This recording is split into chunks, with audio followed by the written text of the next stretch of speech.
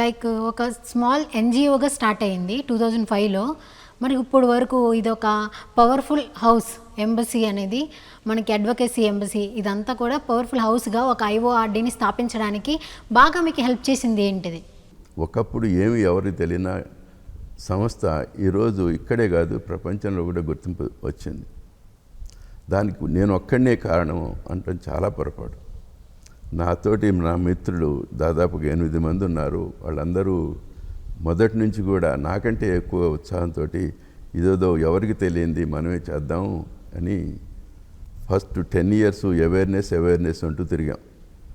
Awareness అంటే ఎవరు పట్టించుకోలేదు. లక్కీగా by the grace of God we came across president Kalam. He became spokesperson for this. He came to Hyderabad when we invited him. వచ్చిన తర్వాత 2015లో అంటే first 10 years ఇట్లాగనే వాళ్ళతో మాట్లాడినా పెద్ద ఇంట్రెస్ట్ చూపించారు. ఆయన మాట్లాడిన తర్వాత ప్రపంచం మేలుకుంది, ఇండియా మేలుకుంది.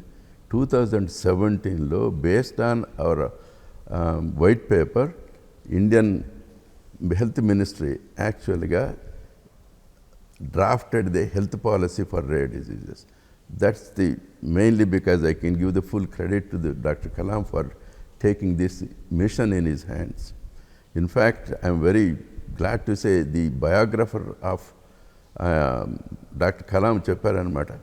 ఆయనకి 6 ఉన్నాయట అన్ఫినిష్డ్ జాబ్స్. ఆ 6లో రేర్ డిజీజ్ అనేది ఒకటి. ఆ ఆథర్ చెప్పాడు. అనుకోకుండా దురదృష్టవశాతం ఈ మీటింగ్ అయిన 3 నెలలు ఆయన పోయారు. 3rd monthలో ఆయన చనిపోయారు. చనిపోతే మాకు ఇంకా ఆశ్చర్యం ఏమిటంటే హైదరాబాద్లో ఆయన లాస్ట్ మీటింగ్, మా మీటింగ్లో ఆయన చనిపోయినప్పుడు పేపర్లో ఇప్పుడు జరిగిన మా మీటింగ్లో జరిగిన పిక్చర్లో ఆయన వేయాల్సి వచ్చింది. అంతకంటే రీసెంట్ గుర్తులేవు. So we still all of us grateful for his effort.